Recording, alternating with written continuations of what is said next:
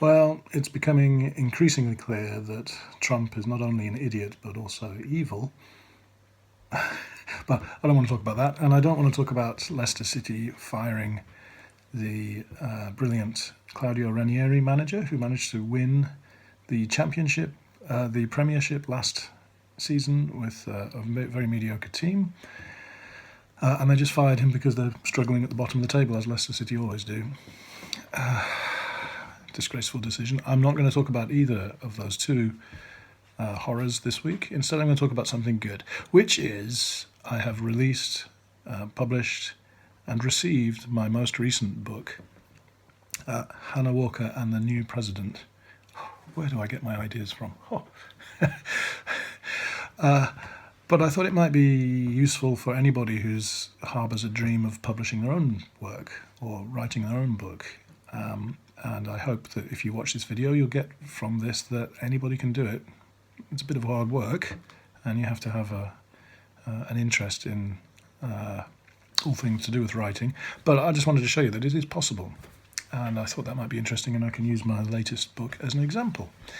Now, on Wednesday night, let me back up, because the amazing thing these days is the speed that you can produce something, a book. On Wednesday night, I'd finished editing a short story. It's 1,500 words, which is, I don't know, what's that, 15 A4 size typed pages. I mean, it's not long. Finished writing a short story for junior high school kids learning English in Japan, and I have a heroine who's 13 years old called Hannah Walker, who solves mysteries in a Japanese junior high school. Quite a niche audience, you might say, would be interested in that. Very niche. It's my students of my school that I run with my wife. That's who I have in mind. But I've been giving them Oxford University Press books to read as homework. But they're a little bit dull for teenagers, or at least, and they're a little bit high level for my kids. So I thought, I can write a short story and publish it and make a book for my kids, and it'd be useful, and maybe some other people at some point will buy it. So I'd finished writing the story on Wednesday, finished editing it, I was happy with it.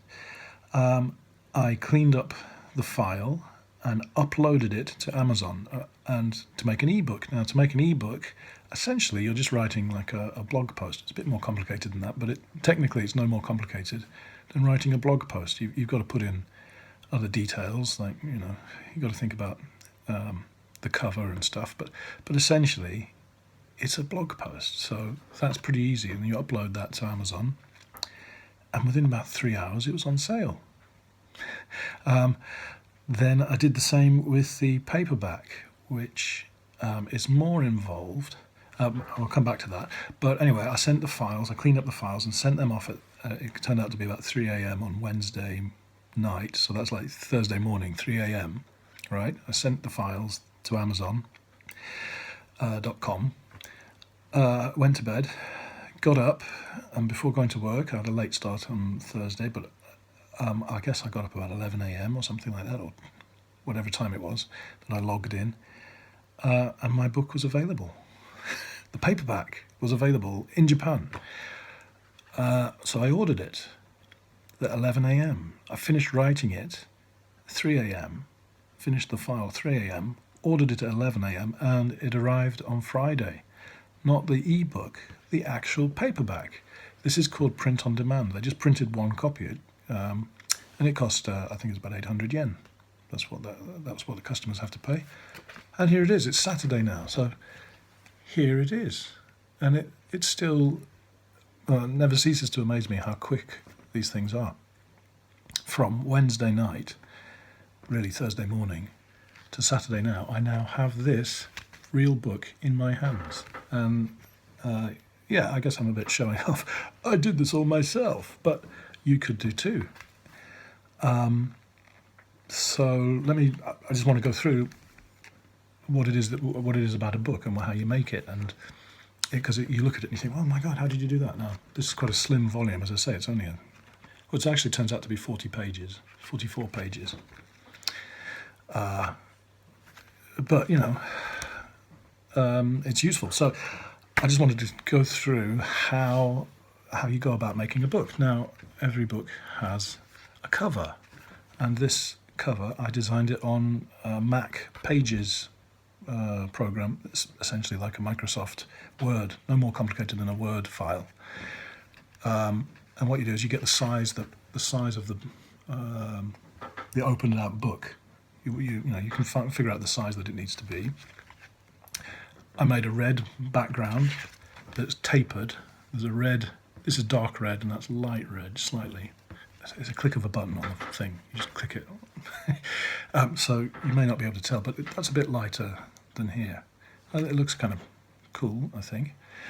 I got the silhouette of Hannah Walker from a stock photo place for about $1, I think it was.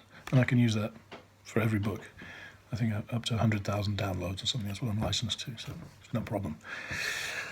And I put a yellow band across here and wrote a junior high school mystery. So it's sort of, the design of it is, I guess, kind of, I'm trying to make it reminiscent of a police do not cross line. So they say with book cover design, you're supposed to just, really all it is to show the genre. And this, I hope, says mystery, thriller, genre. I know the spacing is be like, oh, the sub-editors in newspapers would be like, oh dear, look at that stretch. I don't care. It's just the style of the of my series. Right, so that's the front cover, and this is all one file, just this square file. Then on the back, I just put on here a synopsis of the teaser for what the story's about. It says Nanaki is sure to be the new class president, but then Haruto joins the election. Hannah watches. Haruto likes winning, and he has a new slogan: "Build the wall." Where do I get my ideas from? And then I've got other details there as well.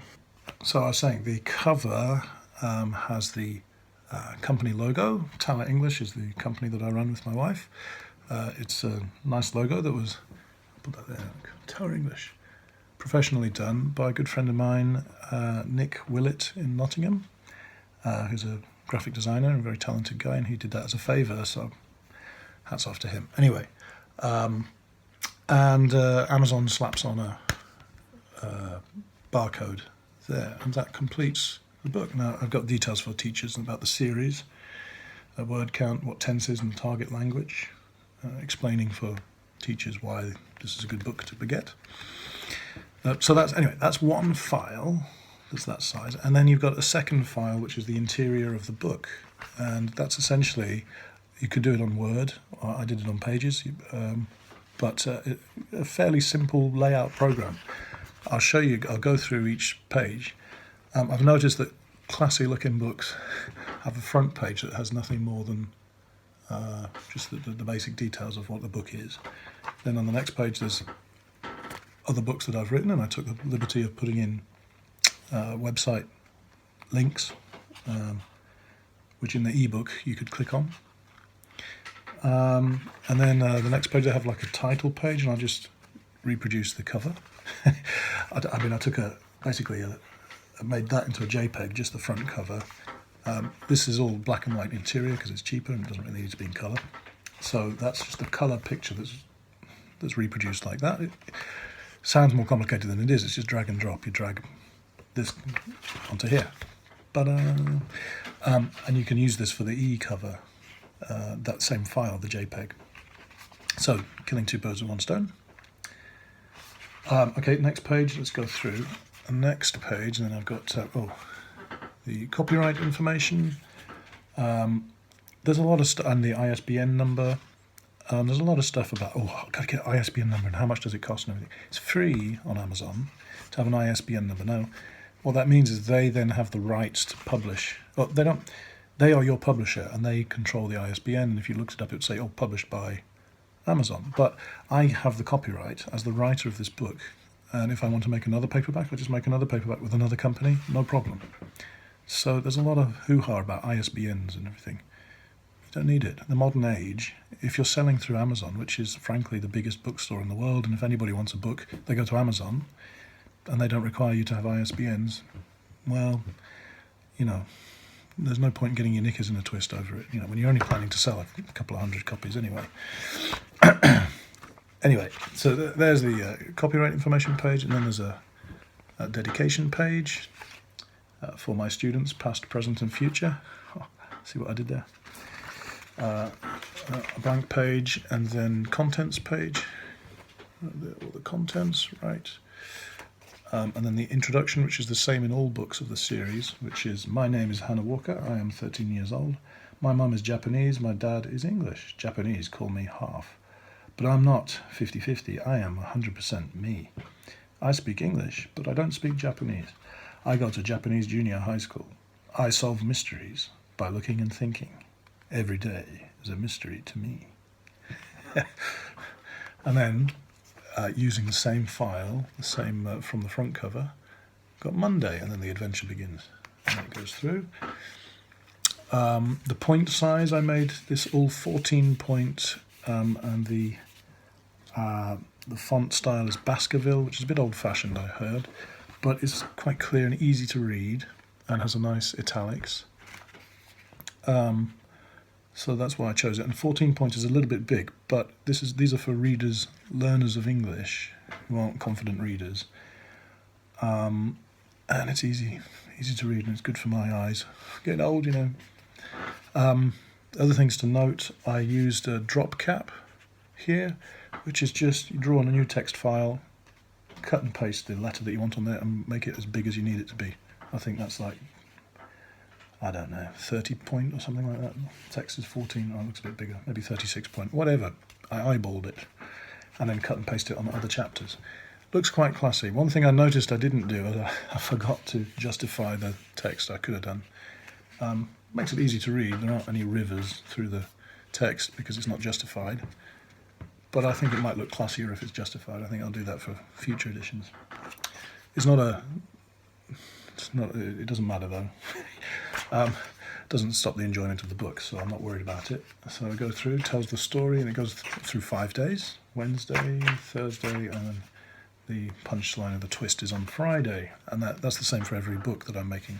This is the third in the Hannah Walker series, by the way.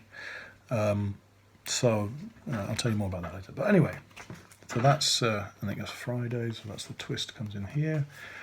I've got a vocabulary page of the difficult words, what I think might be difficult with the sort of easy explanations.